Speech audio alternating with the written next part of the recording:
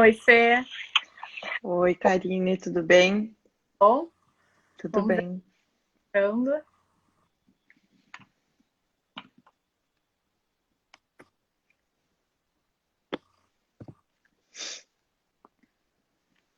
Para mim é uma tecnologia três pessoas. Vamos ver.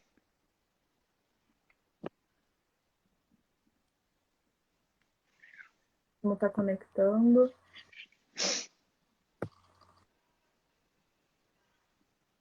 Olá, pessoal. Boa noite. Tudo bem? Como é que estão? Tudo jóia? Oi, Edmo, boa noite. Olá, Edmo, Boa tudo noite. bem? Tudo bem? Tudo bom? Tudo bem. Guardando o Luciano. Ô, estamos aguardando aí o Luciano. Vamos falar hoje sobre a nova lei de licitações, programas de compliance. Temos temas aí bastante interessantes para bater um papo aí, trocar uma ideia com a nossa convidada. Grandes novidades, né? Tão aguardadas. Eu estou surpreso, mas vamos aguardar mais uns minutinhos aí para a gente começar esse bate-papo. Vamos sim. Boa noite para o Marco, ó, cá, que mandou um. Tá agora, Marco Aurélio. Grande honra, admiração também. Edmo. A gente que agradece. Marco, livros impecáveis.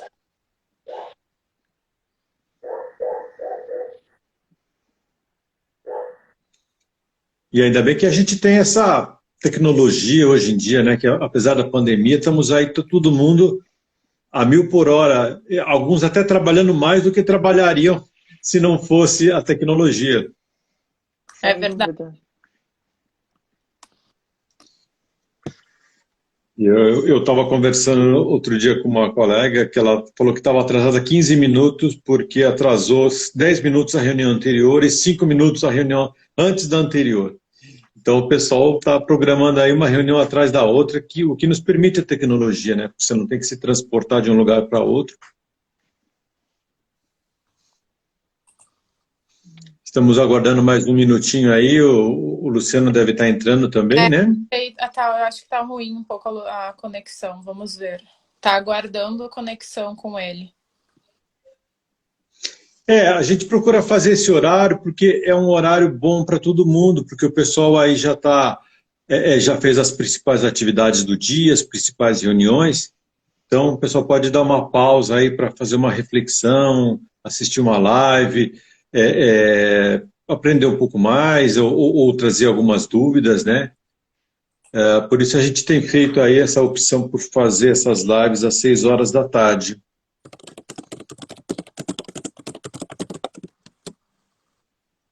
Eu não tô conseguindo. Eu acho que a gente pode esperar mais um pouquinho, 18h05, quem sabe? Para ver se. Vamos aguardar mais um tempinho Eu para a queria gente seguir aí o procedimento. ver como funciona. Tu Ó, lembra? Para colocar o tema da live na própria. Embaixo da live ali, nos comentários. É muita tecnologia. Olha aí, a Marcela também. o professor José Guimarães também está aí. O professor Guimarães está aí? Grande Guimarães, seja bem-vindo. É uma honra tê-lo participando aqui, assistindo conosco. O Guimarães, eu falo assim porque nós somos aí amigos próximos, né? Ele tem tido uma atuação muito intensa lá na comissão dele, é um associado do IBDE, dos mais ativos, dos mais dinâmicos. Eu atualmente sou presidente do IBDE, que é o Instituto Brasileiro de Direito e Ética Empresarial, e o Guimarães aí com certeza é um dos associados mais ativos, mais participativos, e tem uma longa história também de atuação na área de compliance aí, há muitos anos atrás, em grandes empresas, em outras iniciativas também. E um fôlego invejável, né, Edmo, com a comissão. É incrível, é incrível. Ele, se não me engano, essa semana já foi a 114ª, alguma coisa assim, eu já perdi a conta. Eu estava acompanhando, aí eu participei de algumas, eu tive o privilégio de participar algumas. Pena que agora ele não me convida mais para fazer pessoalmente lá em Salvador, né? Porque daí a gente podia tomar uma água de coco e comer um acarajé. É. Mas, de qualquer forma, ele me convidou, participei algumas vezes, e o fôlego realmente, você tem toda a razão, é uma coisa admirável. É uma admirável. Gente, eu não tô conseguindo conectar. A Marina, nossa colega, vai tentar ligar para ele para ver o que aconteceu. Eu acho que a gente, em respeito ao horário, a gente pode ir começando com a introdução, a apresentação, né? E assim a gente vai tocando e ele, quem sabe, ele aparece de surpresa. Nos dá a honra Tá também. certo. Ok, então eu gostaria de fazer a abertura aqui, agradecer aí a presença de todos que estão, bom, compartilhar conosco esses próximos minutos, essa hora mais ou menos, né, que é o tempo de duração. Então, obrigado a todos que estão participando aqui. Esse é um tema interessantíssimo. Nós tivemos aí a publicação da, vamos chamar assim, nova lei de licitações. Eu não gosto de ficar falando muito número de lei, mas eu acho mais simpático a gente falar o nome da nova lei de licitações, que foi publicada agora esse ano, dia 1º de abril. E não era uma mentira. Não era uma mentira. Pois é, pois é. Eu tenho colegas aí que são administrativistas, que trabalham bastante com licitações, eles acharam muito engraçado ter acontecido no dia 1º de abril, né? Mas era um dia útil, enfim, um dia como oficialmente como os outros. E uma reflexão interessante sobre essa lei, eu vou só fazer uma introdução aqui, depois eu passo a palavra para a nossa ilustre convidada, mas é uma reflexão interessante aí, porque essa lei, ela vem, depois a gente vai explicar aí os detalhes, ela vai explicar os detalhes, inclusive sobre aspectos de direito intertemporal, que é bastante peculiar nessa lei, mas ela vem aí depois de 30 anos da lei anterior. Então, só uma reflexão que nós fazemos aí é que 30 anos o mundo mudou muito, e da mesma forma, governança, riscos e compliance, que é a nossa área de atuação na missão compliance, também mudou muito. Então, tem muitas novidades interessantes aí. O Luciano está entrando aqui conosco, eu passo a bola para ele para dar continuidade aí, e mais tarde eu falo aí do meu assombro com essa nova lei. Luciano, eu ainda não apresentei a Fernanda, então eu deixo aqui contigo essa introdução. Parece que ele está tendo problemas de conexão.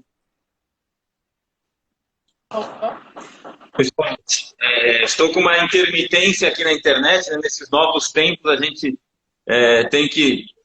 tem quase que uma escravidão. Claro que sempre que trabalhamos com atividades online, esses riscos acontecem, né? Eu queria mais uma vez agradecer em meu nome, em nome da Missão Compliance, a presença da Fernanda.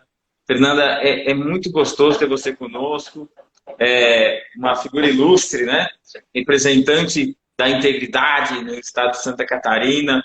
Para a gente ter você mais do que simplesmente especialista, aliás, uma das maiores especialistas no assunto que a gente vai tratar hoje, é uma honra, né? Porque eu não tinha tido a honra de conversar contigo antes, né? Conversamos aí recentemente, mas Karine já fala bem de você há muito tempo, temos amigos em comum e sabemos que o trabalho que vocês fazem, enfim, é um trabalho muito diferenciado, muito especial, um trabalho muito rico e com muito conteúdo técnico. Então, mais uma vez, muito obrigado por ter aceitado o nosso convite e ficamos muito felizes de ter você com a gente nesse bate-papo. E esse bate-papo, claro, estamos com a Karine participando conosco. A Karine foi uma pedra angular aí na realização desse nosso encontro, desse bate-papo. Edmo, nosso sócio debutante, já não está debutando mais, né? Edmo já está com a gente há um tempo na Missão Compliance, há alguns meses, já está participando de alguns encontros ao vivo. E para quem eventualmente não me conhece, Luciano Malara, que falo com vocês aqui. Sou também um dos sócios da Missão Compliance e estou aí já há algum tempo rodando nesse mundo de compliance, há algum tempo aí já beirando a casa dos... deixa para lá, né? Passou de 10 anos, a gente não fala mais, que começa a comprometer. Mas vamos ao que interessa, né? Vamos, então, tratar desse assunto, governança, esses assuntos são tão interconectados e a cada dia mais se tornaram uma exigência. Exigência não das leis, né? Das normas, mas uma exigência para que as empresas consigam atuar de forma mais consistente, de forma mais alinhada com os seus propósitos, com os seus valores, com os seus princípios. E, claro, sem dúvida nenhuma, do outro lado, a gente atende os princípios da conformidade. Quando a gente pensa em agir em alinhamento com o compliance, a gente faz isso e acredita nisso e espera que as empresas façam isso, porque elas realmente entendem que integridade é a diferença. Integridade faz a diferença e integridade vai levá-las mais longe. Com isso a gente tem sustentabilidade, com isso a gente tem longevidade, com isso a gente tem segurança, com isso a gente tem mais negócios, com isso a gente tem menor custo para a captação do dinheiro, né? Se eu vou a um banco tomar crédito, os investidores que querem hoje fundos a toda hora estão buscando empresas, especialmente empresas brasileiras, né, com o real desvalorizado frente ao dólar, é uma oportunidade cada vez maior da gente ver capital estrangeiro entrando no país. E também os famosos IPOs, né? Tem crescido muito o número de IPOs aí durante a pandemia. Eu falo que é um segundo surto, né? As empresas resolveram se capitalizar através da abertura de capital na bolsa. E isso vai continuar. Temos aí muitas pessoas de várias empresas trabalhando para que as empresas tenham capital pulverizado na bolsa para todos participarmos. E também nos negócios públicos, né? Que é o escopo do nosso encontro hoje. Quando a gente fala da nova lei, sempre vamos falar de novas normas, né? A gente fala da nova lei de licitações, o Edmo bem lembrou, né, Edmo? 30 anos, eu não tinha parado para fazer essa conta, não. 30 anos já, que é outra norma. Mais ou menos 30 anos. É de 93, né? 93, isso. Caramba. 666, famosa 8666, né? E aí a gente até conversava, né? Hoje a gente tem bastante assunto para fazer, mas para tratar. Né? Depois eu vou primeiro passar a palavra para a Fernanda, vamos ouvir a fonte da sabedoria, vamos ouvir quem domina o assunto, as considerações da Fernanda sobre o assunto, depois eu sei que o Edno tem algumas considerações também, Caio, fique mais do que à vontade, não só para contribuir, mas também peço a sua ajuda para trazer as perguntas que os colegas forem colocando. Muita gente bacana, estou vendo aqui, primeiro dar as boas-vindas, né, como um anfitrião. Olá, Aninha, Bianca, Via Ellen, aqui, quanta gente bacana participando, Paulo. Olha, não vou falar o nome de todos aqui, senão eu vou me perder, mas eu quero agradecer a presença de todos. Queridíssimo Marco, olha lá, o Marco está agradecendo, a Fernanda é excelente. Está sentado na primeira fila, ninguém pode perder, né? Enquanto...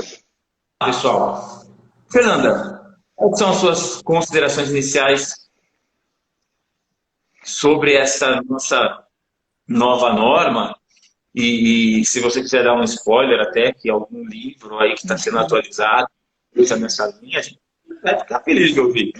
Obrigada, Malara. Eu queria agradecer primeiro o convite. Bom, eu falei já com vocês antes, né? Eu admiro muito a Missão Compliance, o Edmo, o Luciano, a Karine, são pessoas que, se não eram amigos antes, agora nos tornamos, né? E que com certeza são relações que se mantêm não só pela atualização do tema, que a gente está sempre trocando figurinha e contando um com o outro, para compartilhar as novidades, enfim. O Marco, que está aqui com a gente, é um grande amigo também que o Compliance me trouxe, e eu acho que quem se une com esse propósito, a tendência é que sejam relações duradouras, né? Queria, então, externar meu agradecimento pelo convite, dizer que, de fato, admiro muito vocês, a gente vê muita gente se aventurando a falar sobre Compliance hoje, é um ponto de muita preocupação, e já registro aqui, como uma pessoa que gosta de estudar o tema, que confio muito no trabalho de vocês, assim, e admiro muito. Então, é a primeira consideração que eu gostaria de fazer. Eu vou tentar dar um breve panorama sobre o lugar do compliance na lei, na nova lei de licitações, para a gente deixar aberto também para discussão, não vou me alongar muito. Mas não é nenhuma novidade, né, que muitos dos contratos públicos apresentam problemas graves, de desvio de recursos. Existe um estudo da OCDE que demonstra que 50% do valor dos contratos poderia ser economizado, uma média de 50%, se fossem evitados os casos de fraude, casos de corrupção. Então, que a administração pública paga quase 50% a mais, ou cerca de 50% a mais, única e exclusivamente em função de fraudes e de desvios nas contratações públicas. Isso não é novidade, a gente vê nos jornais todos os dias notícias nesse sentido. E muito em razão de toda a movimentação que começou aqui no Brasil com a publicação da Lei Anticorrupção em 2013, e essa percepção, e isso é um dado interessante, teve muito uma percepção de que a corrupção acontecia por parte dos agentes públicos, né? Que a corrupção estava enraizada dentro da administração pública. E até a Transparência Internacional ela tem um estudo sobre percepção da corrupção, em que ela demonstra que houve uma mudança em relação à percepção da corrupção nas empresas. Então, esse olhar que culpava muito os agentes públicos passou a cobrar, a esperar mudanças de comportamento e adoção de controles e técnicas, né, ferramentas de boa governança e de promoção da integridade também por parte das empresas. Então, esse é um fenômeno que a gente verifica no Brasil na última década. Não culpar tanto o agente público ou só o agente público e passar a exigir um comportamento mais ético por parte das empresas também. E aqui no Brasil a gente tem uma particularidade de importação de institutos jurídicos de outros países, né? E o compliance e as ferramentas de combate à corrupção, de uma forma geral, elas vêm muito espelhadas, inspiradas nos Estados Unidos, na legislação norte-americana, no FCPA, no UK Bribery Act, e em outras normas que já vêm funcionando aí há algum tempo. E essa ideia de começar a trazer o compliance para as contratações públicas, então, foi justamente pensando nisso. Bom, se o compliance ele tem o potencial de diminuir a ocorrência de fraude dentro das organizações privadas, é legal que a empresa que vai contratar com o poder público tenha um mecanismo nesse sentido, né? Tem um mecanismo voltado a esse fim. E aí a administração pública passa a fomentar a adoção de programas de compliance por parte das empresas. Um primeiro movimento que a gente viu no Brasil legislativo foi a previsão contida no Decreto 8420, que regulamenta a lei anticorrupção, e que coloca o programa de compliance como um benefício, um atenuante para eventuais penalidades de multa, eventuais sanções administrativas que pudessem ser aplicadas à empresa. Muito se discutiu naquela época, 2015, que talvez essa previsão não incentivasse suficientemente as empresas a investirem em mecanismos de compliance, porque a redução seria num patamar ali de até 4% da pena de multa. Então, que não haveria um grande incentivo, enfim. Mas o importante que a gente tem em mente não é se o incentivo é forte o suficiente ou não, mas é a ideia de que o compliance começa a ser discutido dentro do direito, né, dentro do ordenamento jurídico, e começa a ser posto também como um argumento de defesa por parte de empresas que eventualmente tenham se envolvido em situações de irregularidade. Depois do decreto, talvez um segundo marco temporal, tenham sido as várias leis estaduais que, de forma autônoma assim, e desvinculada da lei de licitações, que vigente, então, a 8666, começaram também a incluir a previsão de que o programa de compliance poderia ser alçado à categoria de obrigação contratual. Então, passaram a determinar que alguns editais de licitação, normalmente havia um corte com base num valor mínimo, deveriam obrigatoriamente incluir a obrigação de que as empresas estruturassem programas de compliance uma vez contratadas pela administração pública. Nós temos hoje 7 leis estaduais vigentes nesse sentido, né, espalhadas aí pelo Brasil, mas o fato é que ainda não se vê em editais com essa obrigação, a fiscalização ainda é muito incipiente, são situações excepcionais, mas uma tendência muito forte de exigir, de trazer o compliance para dentro da licitação pública. E agora, nas últimas semanas aí, né, nos últimos 15 dias, a publicação da nova lei de licitações, prevendo uma obrigação nesse mesmo sentido, de que o compliance, então, ele é colocado como uma obrigação contratual para as contratações de grande vulto, que são aquelas superiores a 200 milhões de reais, e num primeiro momento isso pode parecer, não vai, né, só vai ficar restrito a uma parcela muito pequena das contratações, mas não, quando a gente olha para contratos de prestação de serviço continuada, atas de registro de preço que acumulam valores. Isso abarca, inclusive, gestões municipais, né? A lei ela não se aplica só no âmbito federal, ela tem aplicação estadual e municipal. Então, já há hoje uma preocupação muito grande de prestadores de serviço que contratam com a administração municipal de estruturarem seus programas de compliance. Uma particularidade dessa obrigação prevista na lei é que a implantação não acontece de forma imediata. A empresa tem 6 meses para demonstrar a implantação do programa, mas aí eu já deixo uma deixa, se vocês quiserem conversar depois, o Edmo e o Malara, de que não existe um programa de compliance que é feito em 6 meses, né? Então, a empresa que contrata apostando, né, nisso, corre grandes riscos, dependendo do porte da organização, de não conseguir, de fato, demonstrar que o programa funciona. Então, quem estiver se adiantando e investindo na estruturação de programas, sai na frente, se resguarda e garante uma contratação com maior segurança jurídica por parte dos gestores, inclusive, da pessoa física, né, dos donos da empresa, enfim, dos líderes. A lei de licitações, além de prever a obrigatoriedade de implementação de compliance em algumas contratações, ela fala do programa em outras 3 oportunidades. O programa de compliance ele é posto como um critério de desempate em caso de empate de propostas, né? Então, as empresas que têm o programa de compliance, elas têm esse benefício, elas são consideradas empresas mais vantajosas para a administração pública manter uma relação. O terceiro momento, o programa de compliance também é considerado como uma atenuante na hora de aplicar as sanções administrativas, na dosimetria das penalidades que serão aplicadas. E a última previsão é que agora o programa de compliance passa a ser incluído, em alguns casos específicos, como um requisito de reabilitação para aquelas empresas que tenham sofrido a sanção de declaração de inidoneidade ou suspensão do direito de contratar com a administração pública e de participar de licitações. Então, são esses 4 momentos que a lei prevê a figura do programa de compliance como uma obrigatoriedade para determinados tipos de contratação, para determinados ajustes que são celebrados com o poder público.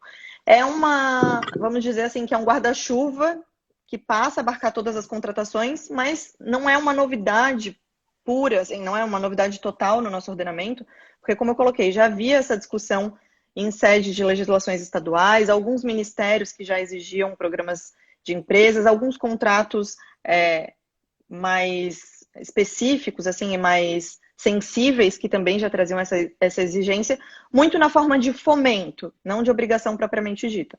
Agora, a mudança com a lei é que ela vem como uma obrigação de fato em algumas contratações. E isso é super importante, né? O Malara colocou antes, o ideal seria que as empresas não fossem obrigadas a ter o compliance, mas que elas entendessem a importância do compliance. Mas eu acredito que o que é válido nesse primeiro momento é que a sociedade, de uma forma geral, esteja discutindo, esteja estudando, se dedique a entender o Instituto, e a consequência natural é que o compliance se torne uma ferramenta de mais fácil compreensão, né, mais disseminada, que as pessoas tenham mais familiaridade com esse tema e que, naturalmente, as empresas passem a entender a importância e tenham vontade, não se sintam coagidas, constrangidas a implementar, como pode parecer nesse primeiro momento, mas que tenham vontade de investir nesse instrumento e que entendam os benefícios que podem, que são resultados do programa, não só para a empresa, mas para os próprios gestores.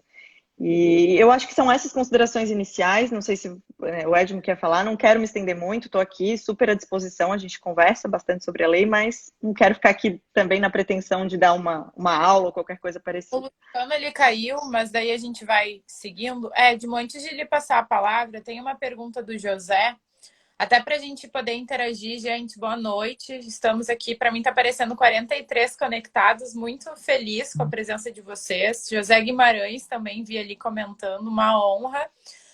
A pergunta do José, Cássio, eu vou deixar para vocês, estou me coçando para responder, mas principalmente eu sou aqui de Porto Alegre, tenho essa dificuldade, então a pergunta é assim, ainda há empresas grandes sem programas de compliance? Essa é a pergunta do José. Fernanda, antes de você me responder essa pergunta e a gente compartilhar nossa ideia, Conta um pouco, você escreveu um livro sobre compliance nas contratações públicas, né? Sim. Como é que está o livro? Então, eu sou advogada de formação, né? Hoje estou voltada à área de compliance e integridade, então estou afastada da advocacia. Mas Você é diretora de Integridade e Governança do Estado de Santa Catarina. Sim, hoje eu sou diretora na Secretaria de Integridade e Governança. Trabalho com a secretária Nayara, que vocês conhecem, também uma pessoa muito querida, muito inspiradora, né, no ambiente de trabalho e a quem eu admiro muito. Então, mas eu sempre trabalhei com licitações, desde estagiária, assim, sempre trabalhei com licitações e trabalhei em muitos processos licitatórios, mas em muitos processos judiciais que envolviam discussões sobre contratos públicos. Então, muitos problemas que as empresas enfrentavam em decorrências de falhas ou de suspeitas de ilicitude em contratações públicas. Naturalmente, com essa atividade, a advocacia, ela muda, né? Ela vem mudando e trazendo um perfil mais preventivo. Então, aquela advocacia puramente contenciosa passa, eu experimentei isso na minha vida, a trazer uma ideia de ajudar as empresas a se resguardarem, a prevenirem situações de vulnerabilidade que poderiam colocá-las em uma situação ruim perante a administração pública e, eventualmente, perante os órgãos de controle. E, com isso, essa transformação profissional casou com a edição da Lei Anticorrupção. E eu estava, enfim, ingressando no mestrado, me dediquei no mestrado, fiz aqui na Universidade Federal de Santa Catarina, a estudar o programa de compliance previsto na Lei Anticorrupção e no Decreto 8420. E aí eu analisei, a minha ideia era assim, Edma, meu anseio, minha pergunta de pesquisa era assim, será que esse programa pode mesmo reduzir a corrupção nas contratações? Porque, veja, a lei o coloca como um benefício.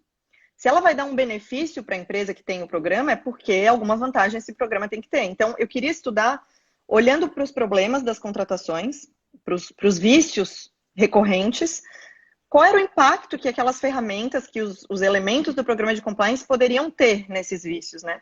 Então, a minha pesquisa... Você escreveu um livro sobre isso, A minha pesquisa que resultou no livro, ela é estruturada dessa forma. Primeiro, eu levanto todos os problemas dos contratos públicos e problemas em termos de corrupção, conflito de interesse, pressão política, tudo aquilo que a gente está acostumado, mas categorizados desde a fase de planejamento até a fase de competição propriamente dita, execução contratual, incluindo as contratações diretas, e depois eu faço essa correlação dos requisitos que estão listados no artigo 42 do Decreto 8420, que incluem apoio da alta administração, canais de denúncia, treinamento, todos os pilares do compliance. O pacote completo.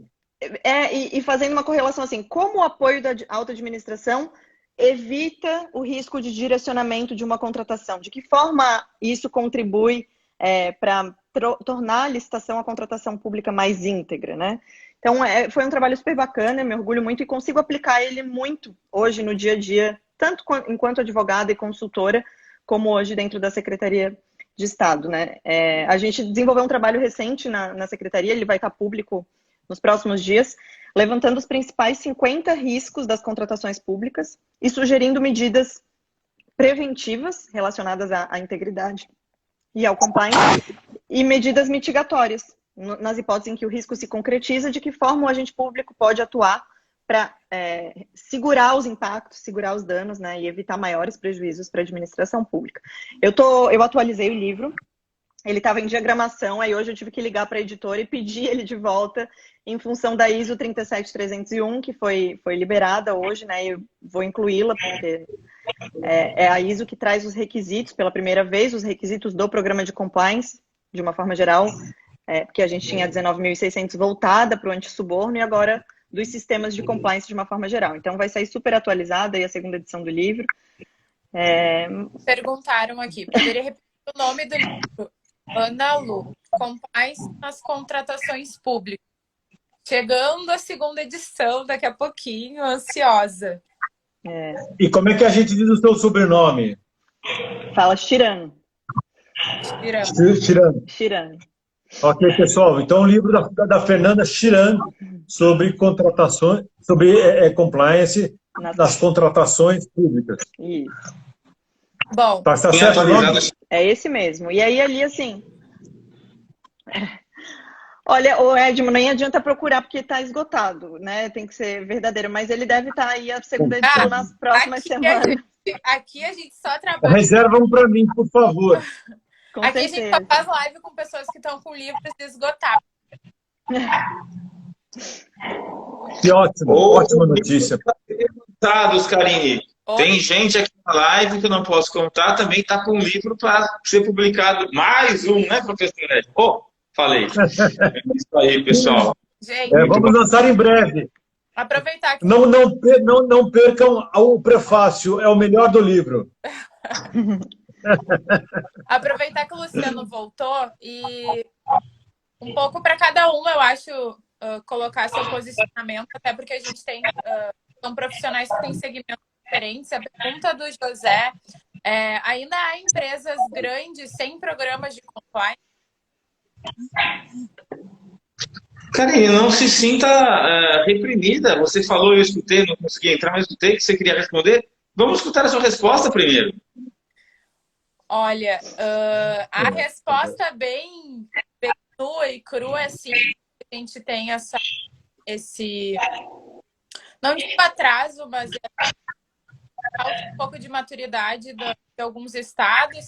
Realmente temos alguns estados envolvidos e fomentam mais pela própria administração pública, como a Fernanda, do projeto que em breve vai ser divulgado. Então, ainda assim, infelizmente, a gente tem o impacto dessas empresas estruturadas que falta a questão do programa de compliance. Aqui no Rio Grande do Sul, a gente tem esse pouco, tem muitas ainda que tem, mas algumas outras ainda estão começando. É um desafio muito grande, volta pelo aquele ponto que a Fernanda comentou do 6. É só se fizer milagre, conseguem uma implementação. Eu não sei, Karine, eu não sei se o seu áudio está cortando ou o meu, que eu não estou te ouvindo, está picotando a sua voz para mim. Não sei se para os demais está picotando também. Acho que é o seu, Malara. Está picotando para mim. O seu. Tá, assim. Então, sim, infelizmente, nós somos da área. Infelizmente, bastante. Mas também um avanço da lei 13 para 14 ainda é recente, né? Então, vamos ver se a gente consegue. Agora está picotando, Cá. Não está dando para... Pode ser a conexão. Eu gostaria de fazer um comentário na linha do que a Fernanda comentou. A Fernanda comentou agora há pouco que prepararam aí uma lista de 50 riscos, né, lá na sua área de trabalho, na sua atividade no governo de Santa Catarina. Eu acho isso extremamente salutar. Eu estou ficando um pouco chato, que as pessoas que são mais próximas, porque eu fico o tempo todo falando de riscos. Está parecendo uma obsessão. Mas eu só vou pedir aqui um tempinho para abordar esse tema, porque eu fui olhar a nova lei de licitações. Poxa vida, é uma lei que tem 193 artigos. É uma lei enorme. Edmo, só um tempinho. Tem bastante gente escrevendo que não se entende nada, não estão ouvindo, está ruim, o meu está cortando. Pessoal, se alguém puder sinalizar, agora eu ouço muito bem o Edmo de forma fluida. Se alguém puder sinalizar que também ouve bem, desculpe te interromper. Então já vamos seguir. A Fernanda já sinalizou que está ouvindo bem, então ótimo. Então, a nova lei de licitações, ela tem 193 artigos. É uma lei enorme.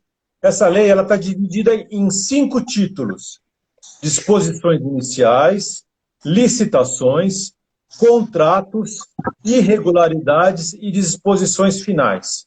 Essa é a maneira como está sistematizada. Eu consultei a lei antiga. A lei antiga faz 3 referências a riscos. A lei nova faz 35 referências a riscos. Ou seja, a lei nova reflete a evolução da gestão de riscos no Brasil. Não só no Brasil, como no mundo. Ela também trata de governança, além de tratar de compliance também. Se vocês olharem ali, por exemplo, no título 3, que trata de contratos, ali nós temos um capítulo destinado à alocação de riscos. Então, tem várias normas sobre esse assunto.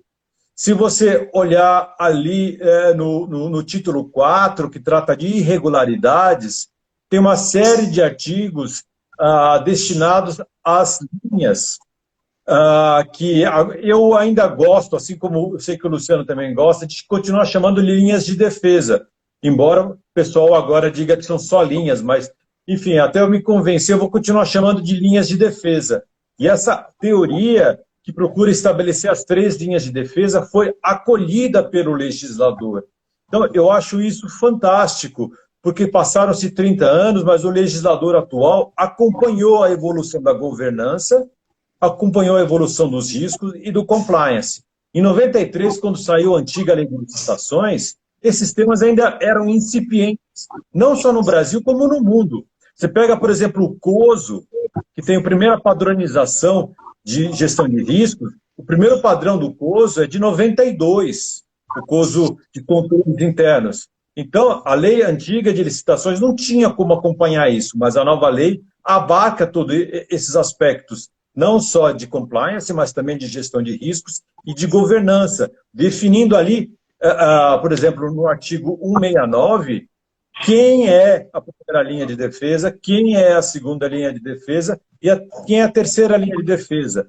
E a gente vê isso refletido na prática, aí com o testemunho da Fernanda agora há pouco, dizendo que lá onde ela trabalha, no governo de Santa Catarina, eles já definiram 50 riscos, ou seja, esse é o assunto do momento, não só na administração privada, mas na administração pública também. Muito legal, Edmo. Posso fazer uma complementação para pegar o gancho e fazendo uma propaganda também do trabalho desenvolvido pela Secretaria de Integridade, que não é mérito meu, porque eu cheguei com o caminhão andando já, né? Muito mais mérito dos servidores que já estão lá, da secretária Nayara, mas a gente trabalha com indicadores e aproveitando o tema dos riscos, né? Trabalhamos com indicadores, então hoje o governo de Santa Catarina tem 259 indicadores de desempenho mapeados, de indicadores estratégicos de todos os órgãos, de todas as entidades vinculadas ao Poder Executivo. E a ideia é a gente trabalhar num primeiro ciclo do programa de compliance com os riscos que podem afetar a realização desses indicadores. E aí, como é uma secretaria que tem 10 servidores, a gente não tem condições de fazer o compliance por todos os órgãos, a metodologia que foi eleita foi a seguinte, temos pontos focais em cada um desses órgãos e entidades, e a secretaria, ela prepara treinamentos, materiais didáticos. Depois, se vocês tiverem curiosidade, quiserem consultar o site da secretaria, a gente tem uma série de guias de implementação de risco, guias de gestão, e-books, muito material de altíssima qualidade no nosso site, que é enviado aos servidores. E a nossa, falando de COSO, ERM, que eu acho que é uma realidade muito longe hoje do serviço público, né? Tirando as controladorias, que tem já um conhecimento sobre gestão de risco, e a defesa civil, que vive o risco, né? A gestão de riscos no dia a dia, é muito longe da maior parte dos servidores esses temas, linhas de defesa, controles, enfim. Então, a gente está fazendo um trabalho de tratar as normas técnicas de gestão de risco desde o princípio. A nossa primeira solicitação para os órgãos foi que fossem revistas missão, visão, valores, objetivos estratégicos, bem alinhado com a COSO, no sentido de que não faz sentido estabelecer controles que prejudiquem o desempenho das atividades, né, no dia a dia das organizações. E acho que essa é uma ideia muito importante de se trazer, tanto no ambiente público quanto privado, para quebrar um paradigma que existe de que o compliance ou o controle, de uma forma geral, impedem o desempenho das atividades.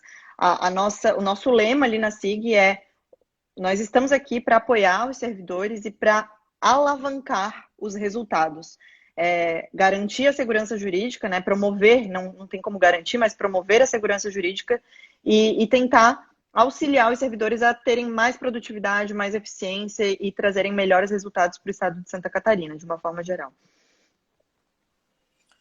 Eu acho isso interessantíssimo. Você pega ali, por exemplo, na nova lei de licitações, para o pessoal não dizer que eu estou exagerando, você pega ali no título 3, que é o título destinado a contratos, eles falam de matriz de riscos, mas vamos observar que não é aquela matriz de riscos que a gente usualmente adota ali no processo de gestão de riscos, geralmente na fase a 3. Ali há uma referência, quando a gente trata de cláusulas contratuais, que uma vez identificados os riscos, alguns riscos serão assumidos pela administração pública, alguns riscos serão assumidos pela atividade privada que está contratando com o governo, e outros ainda serão compartilhados, ou seja, isso demonstra uma plena consciência de que o conhecimento dos riscos esteja refletindo em contratos esses naturalmente que se seguem aí a licitação, falando de licitação. Esse é um ponto. Um outro ponto, quando a gente fala de governança, isso é muito interessante porque a gente sempre tem falado de governança corporativa nas empresas privadas e ali o valor transparência, como você acabou de demonstrar aí com o seu comentário sobre a publicização de todas essas informações na secretaria, no governo. Veja, o tema transparência é um tema fundamental em termos, quando se fala de governança corporativa. Quando a gente começa a falar de governança corporativa, nós temos 4 princípios fundamentais da boa governança corporativa. Quais são? O princípio da equidade, da responsabilização, da responsabilidade e da transparência. Ou seja, a transparência é um dos 4 princípios fundamentais da boa governança. A Sandra Guerra, uma autora festejada aí, que escreveu A Caixa Preta da Governança, ela diz, de maneira muito sábia, que todas as organizações têm governança. O que nem todas têm é uma boa governança. E a boa governança se baseia em princípios, um deles o princípio da transparência. E é justamente o que vocês estão demonstrando aí com essa tua informação, dessa publicização desses mecanismos de riscos que vocês estão adotando. Edmo, vou fazer uma pergunta para a Fernanda. Fernando, deixa eu te perguntar, na verdade, também é uma curiosidade minha como profissional, já tive um pouco perto aqui no Rio Grande do Sul. Ali a gente falou, o José comentou se ainda existem grandes empresas que ainda não têm programa de compliance. Eu queria saber um pouquinho agora dessa tua experiência no governo e também na questão do teu livro, né, Contratações Públicas. Qual é o maior desafio que tu percebe para a implementação de programas de compliance na administração pública mesmo? O que de toda a implementação, qual dos pilares que a gente estuda e que a gente conhece, o que você vê assim que tenha mais dificuldade ou resistência ou para não ter essa formalização em todos os órgãos e em todas as administrações, né? Tem 2 pontos, Cá, que vale, assim, as dificuldades são muitas, né? É preciso muita resiliência, mas eu destacaria 2 pontos. O primeiro é a mudança cultural, que a gente enfrenta também no setor privado, né? Então, assim, as pessoas estão muito acostumadas a fazerem as coisas de uma determinada maneira e até que você convença de que a formalização, a transparência, o registro, a documentação de todas as atividades é um benefício para esses servidores, às vezes é difícil, é um processo que leva um tempo, né? É preciso insistir, é preciso repetir, é preciso fazer muitas vezes o papel de chato, né? De ficar batendo realmente na mesma tecla. Mas é muito satisfatório quando você percebe que uma pessoa entendeu ou que uma pessoa se beneficiou. A gente tem inúmeros casos, né, de servidores que, assim, entenderam como eles poderiam se beneficiar do compliance e aí solicitaram um relatório de avaliação de risco antes de celebrar um contrato, antes de promover uma determinada política pública ou de tomar uma decisão, tentando assim, olha, eu adotei todas as providências que eu podia para resguardar essa situação. E aí o gestor se sente muito mais seguro para seguir em frente, né? Pode ser que ele erre, não tem nenhuma blindagem, não existe fórmula mágica. Mas, assim, não tem como um órgão de controle vir e dizer que ele não fez o que ele podia, o que estava ao alcance dele. Mas eu acho que o segundo ponto, ele é um desafio e não pode ser utilizado como uma desculpa, o que acontece muitas vezes. Na administração pública, são ciclos políticos, né? Então, entra uma gestão com uma proposta, com uma bandeira, e muitas vezes, no caso de Santa Catarina, essa gestão veio com essa bandeira da integridade. A gente está passando um turbilhão político, todos devem estar acompanhando. Mas, por enquanto, continuamos atuando, né? E até onde nos permitirem, vamos atuar em prol da integridade. Mas a gente não sabe como vai ser a próxima gestão e muda, às vezes, o dirigente dentro de uma pasta. Os servidores ficam desmotivados, às vezes, assim, eu vou começar a fazer tudo de novo, daqui a pouco vem outra pessoa. São só 4 anos, Mas também, assim, quando as coisas são bem feitas e os resultados são sentidos dentro da administração e pela população, existe um custo político de você desfazer um projeto que deu certo, um projeto que trouxe frutos. Então, a gente tem muito esse lema também dentro da SIG, resultado, trazer resultado e muitas vezes pensar no curto prazo, assim, o que pode de fato ser sentido de diferença, né? Pensar naqueles resultados palpáveis que a nossa ideia é trazer, enraizar a cultura do compliance e da governança dentro do Estado, de modo que, num futuro, não importa quem mude no primeiro escalão de governo, os servidores entendam o mecanismo, né? Então, eu destacaria essas 2 dificuldades, mas, assim, sem apontar só o problema, né? Eu acho que tem solução para tudo e... Obrigada. Voltou? Eu vou e volto, faço aquela parte inicial, como diria, só para todo mundo ficar só. Cadê o cara? Subiu. Eu falo mais uma vez, peço desculpas, eu estou mudando de casa hoje, então estamos com conexão instável, né? O rapaz que está aqui para fazer tudo funcionar nessa pandemia, está longe do escritório, mas eu tenho conseguido ouvir tudo que vocês estão falando, só não consigo entrar rapidamente de volta aqui no grupo. Eu quero primeiro estimular a todos que estão participando, estamos com um público bastante amplo aí, até pelo horário e pelo tema, né, que não é um tema... Se estivesse falando aqui de que as pessoas querem falar de compliance, mas claro que é um tema muito ligado ao poder público, alguns setores, né, não são todos. Então, agradeço mais uma vez aos que estão participando. E reitero, se tiverem alguma pergunta, alguma dúvida, a qualquer um da mesa, especialmente a nossa diretora de integridade, ela diretamente responderá. Se tiver alguma dúvida, ela responderá. Fernanda, diz uma coisa aí na sua visão. Eu estou tendo um eco aqui, não sei se está para todo mundo, mas... A tua conexão, tá? Para mim está aparecendo cortando. Dá para te entender, Luciano, mas está cortando e tem um eco no fundo, assim. Mas pode falar, dá para entender. Tá, vamos ver se melhorou. Parece que melhorou, sumiu o eco. Melhorou. O que eu perguntava é o seguinte, se olhar do poder público, mas claro, você tem uma experiência também no privado, frente à nova lei, você espera uma corrida das empresas, você espera uma corrida, uma adaptação rápida do poder público, inclusive para poder cobrar, né? Gostei muito quando você falou que, mas eu não participo de licitação com valor alto envolvido, mas peraí, né? A gente tem carona, a gente tem uma série de outras figuras que vão complicando um pouquinho.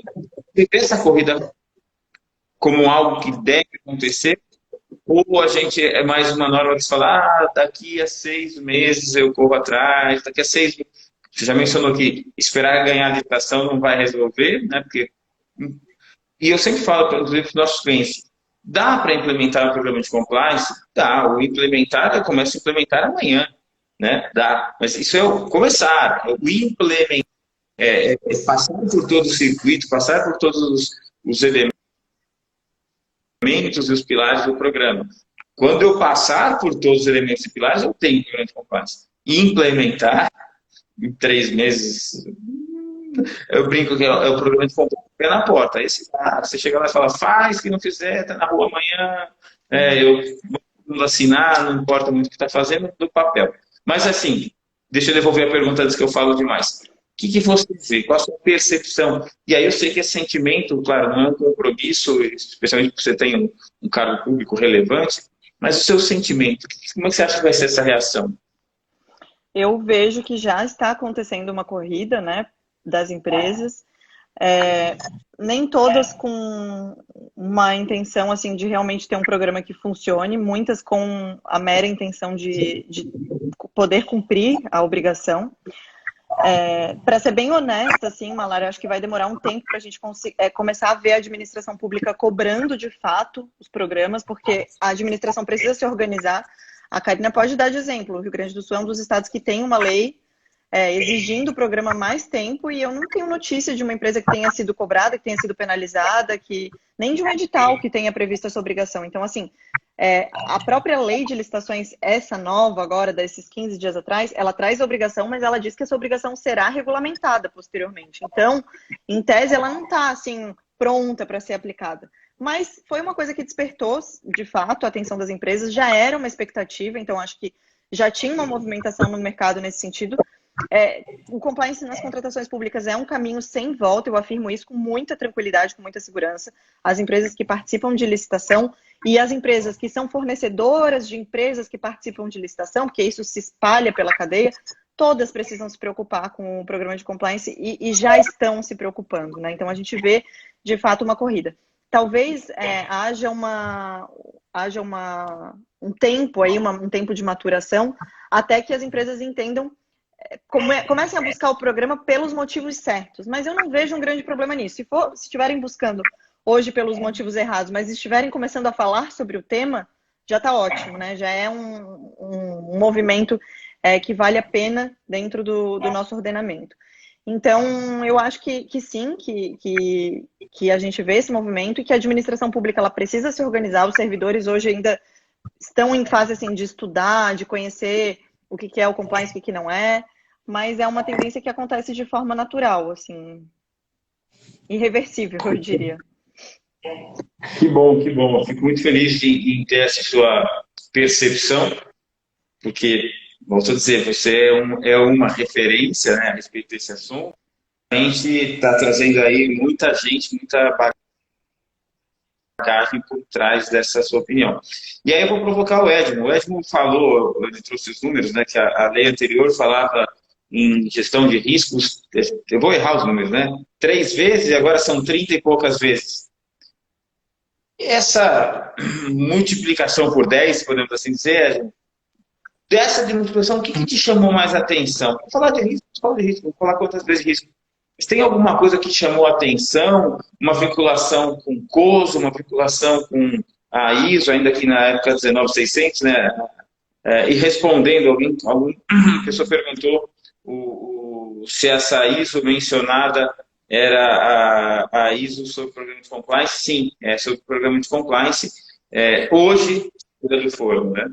Mas devolvo aí para o Edmo essa pergunta. Qual que é essa diferença substancial para sair de 3 para 30? Eu acho que houve uma evolução muito grande aí, se você pensar da conexão que existe do compliance com a gestão de riscos, com a governança. Por quê? Porque muitas vezes você faz o compliance para mitigar os riscos. Um processo de gestão de riscos, depois de você conhecer a organização e ter avaliado o seu apetite, você ter identificado os riscos, você ter feito a avaliação dos riscos, chega o momento de você dar resposta aos riscos. E uma delas é mitigar. E você faz isso através do quê? Através do programa de compliance, uma das alternativas. Então, o compliance e a gestão de riscos estão umbilicalmente ligados. Se você pensa em compliance, você necessariamente tem que pensar em gestão de riscos. Só que a lei ela traz algumas variáveis em relação ao que a gente comenta no mercado. Por exemplo, a questão da matriz de riscos, que está ali colocada no capítulo sobre contratos. E é muito interessante que o legislador ele vai elevar a consciência da contratação essa, naturalmente, que se segue ao processo licitatório, né? Ele vai elevar para deixar bem claro que existem riscos da administração, da empresa privada, e existem riscos compartilhados. Isso tem que estar muito claro, muito transparente. Ou seja, o risco ele não vai ficar subentendido. Isso, eventualmente, pode até, imagino eu, reduzir um contencioso, reduzir conflitos de entendimento. porque vai ficar mais transparente. Desculpa. Pois não, por favor. Deu um delayzinho aqui, achei que tinha encerrado, aí eu aproveitei para puxar a palavra. Mas sobre esse ponto, até para a gente não perder, Edmo, eu tenho uma resposta também para o que o Malara colocou, assim, quem fez essa mudança, quem foi o ator, o grande promotor dessa mudança de 3 para 30, tem um nome, é Tribunal de Contas da União, tá? O Tribunal de Contas vem trabalhando questão de, internamente, os auditores do Tribunal de Contas conhecem muito de gestão de risco, e eles veem, hoje em dia, ainda há uma percepção de que a corrupção ela está na licitação. Você direciona a licitação para a empresa, você favorece uma empresa, mas quem estuda muito o tema, e há muitos colegas que já dizem isso, percebem que o maior lugar da corrupção é dentro da execução do contrato sim. E como que essa corrupção acontece? Mascarada em termos aditivos, né, em prorrogações contratuais, em intercorrências e que não estão mais tão expostas, estão muito ali colocadas entre a administração e o contratado. A gente já não tem mais os concorrentes, as outras empresas fiscalizando o que está acontecendo, como é o cenário da disputa, né? Durante a execução do contrato, os vínculos ficam mais curtos entre a administração e o contratado. E a partir dessa percepção, o Tribunal de Contas passou a fomentar a adoção de matriz de risco contratual, como o Edmo estava colocando, para evitar a celebração de aditivos. E esse é um marco que vem na lei das estatais, na 13.303. A lei das estatais traz a matriz de risco, que já estava prevista numa instrução normativa do Ministério do Planejamento, dizendo o seguinte: determinados contratos, normalmente contratos de obra de grande vulto, obrigatoriamente devem ter uma matriz de risco, como um apêndice ao contrato. Essa matriz de risco tem que distribuir os riscos, então, endereçar quais são os riscos da administração e quais são os riscos sob responsabilidade do particular, e esses riscos relacionados a eventos futuros, incertos, que podem impactar o bom desempenho do contrato, e ela veda a celebração de termos aditivos relacionados a esses riscos que tenham sido previamente distribuídos. Então, o objetivo da lei é muito claro, de evitar, né, intercorrências na contratação e que possam resultar em casos de corrupção. Essa mudança de entendimento, ela veio com a lei das estatais e ela é sedimentada na nova lei de licitações. A matriz de risco contratual tem esse objetivo, muito bem colocado pelo Edmo, de distribuir os riscos da contratação, evitando celebração de aditivos que podem mascarar desvios e fraudes.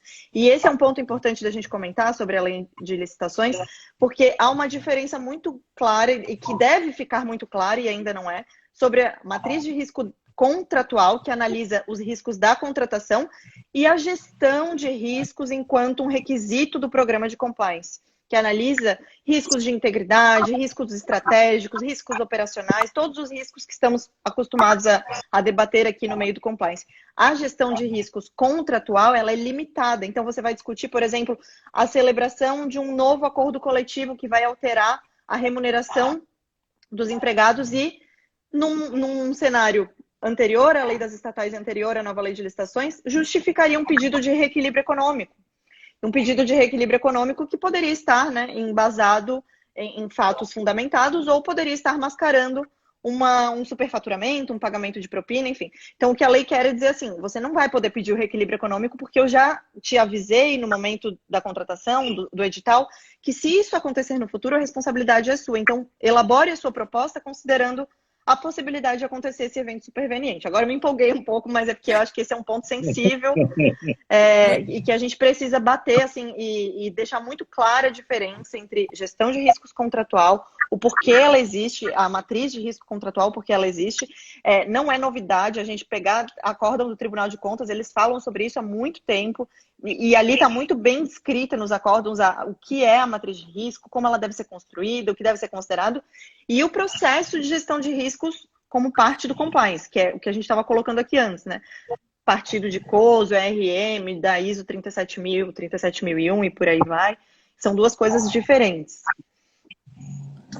Que aula! Que aula! Que aula! Pessoal, imagina. Temos uma Deixa eu só fazer um arremendo aqui, cada antes a gente para as perguntas, e infelizmente estamos chegando perto do nosso final, mas eu queria chegar nesse ponto, né? O Edmo e Fernanda trouxeram aí duas colocações fantásticas. Esse, para mim, é o grande ponto. eu deixo aqui um compromisso, eu pesquisando esse assunto recentemente, encontrei um chamam muita atenção, uma avaliação de risco do contrato, está público, está publicado numa licitação. Eu vou relocalizar e vamos publicar aí nas redes da Missão Compliance nos próximos dias para vocês verem. Muito bom. E como foi comentado, lá se falava de possível aumento do preço da gasolina, de possível, assim, mas tem a realidade. Possível oscilação do preço do dólar. Tudo isso vai impactar o contrato? Vai. Então, era possível riscos do contrato, já estavam todos esmiuçados. Então, fica o meu compromisso, vou publicar para vocês nos próximos dias, muito bom material, e que já vai servir de subsídio para quem tiver que se envolver em um trabalho deste de avaliação de risco de contrato, porque é muito, para a grande massa, mesmo para quem estuda compliance, isso é novo. Você fala de gestão de risco, a pessoa vai olhar para aquela matriz tradicional de riscos, né? Então, assim, parabéns, parabéns, Fernando, vocês tocaram aí nos feridos,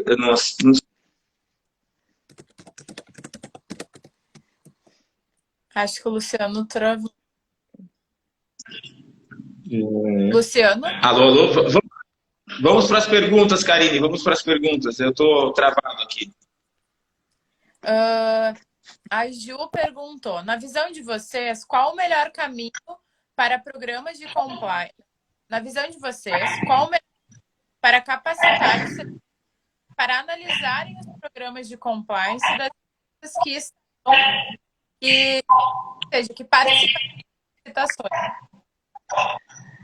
Eu acho que os governos precisam entender, né, os gestores precisam entender e investir em capacitação interna.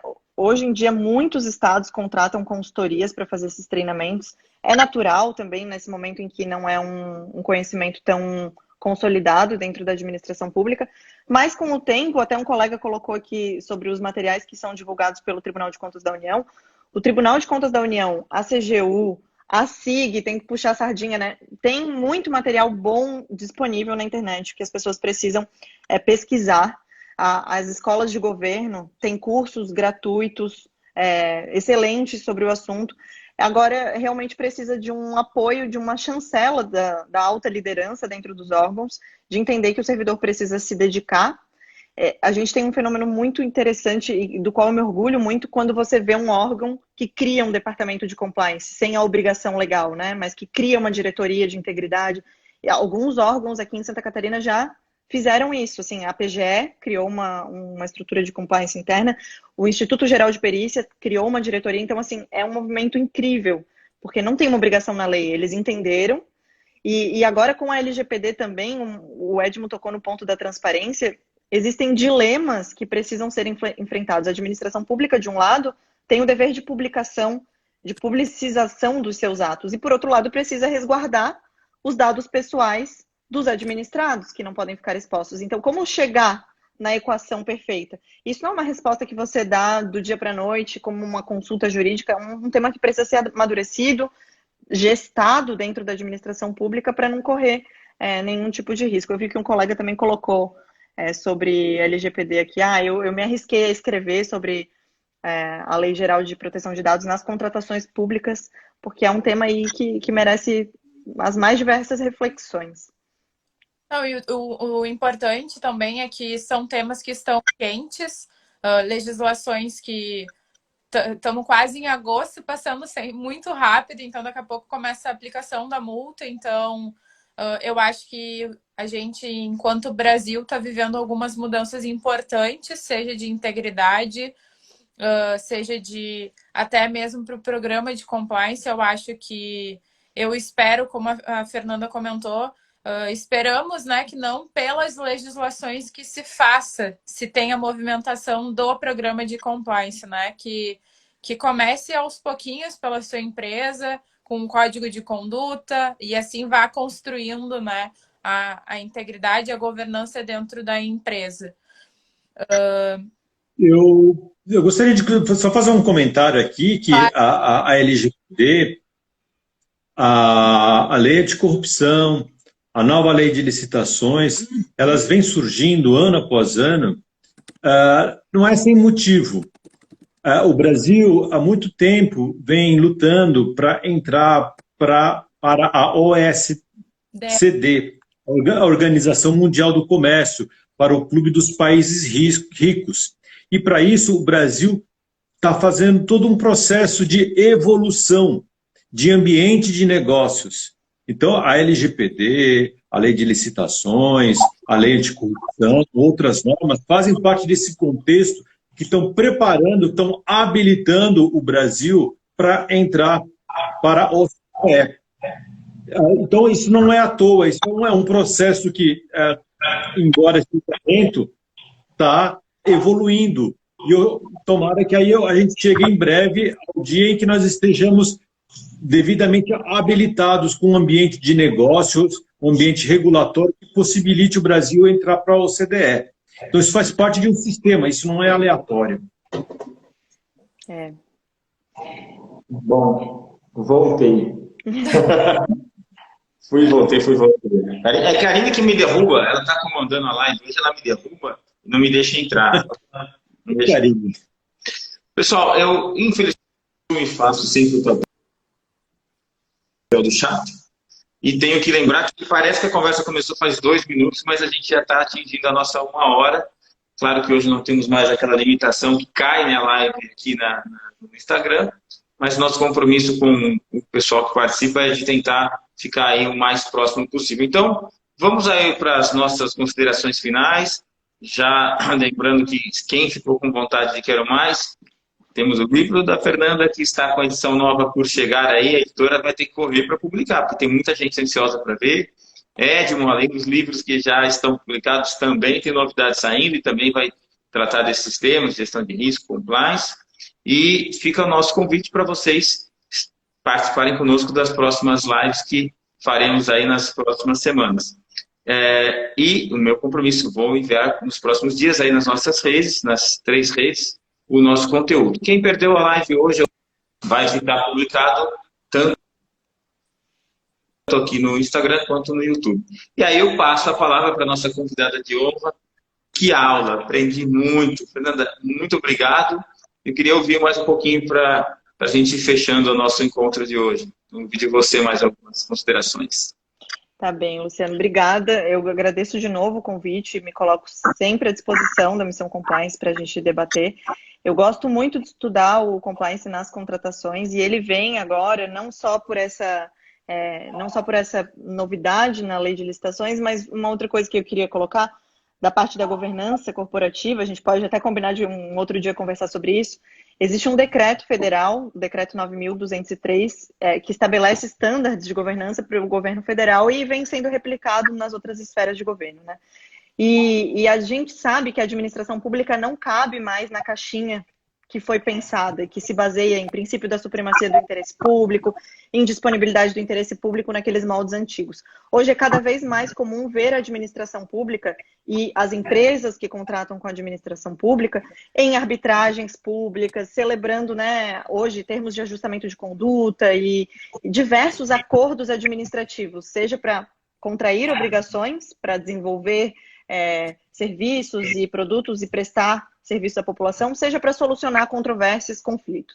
E para que esses novos acordos possam acontecer de uma maneira segura, é fundamental que haja, que os princípios da governança estejam por detrás desses acordos. Então, as empresas precisam estar preparadas e a administração pública precisa estar preparada. A gente estava comentando aqui sobre o prazo dos 6 meses, ser suficiente ou não. Dizem que eu sempre gosto de falar sobre isso, tá? Dizem que na culinária francesa os 3 segredos são manteiga, manteiga, manteiga. Os 3 segredos do compliance são documente, documente, documente. Então você precisa ter provas. Um dos requisitos da lei é monitoramento. Como é que você vai em 6 meses demonstrar que você monitorou o seu programa, né? Se em 6 meses você mal conseguiu fazer os treinamentos com a sua equipe, divulgar conteúdo.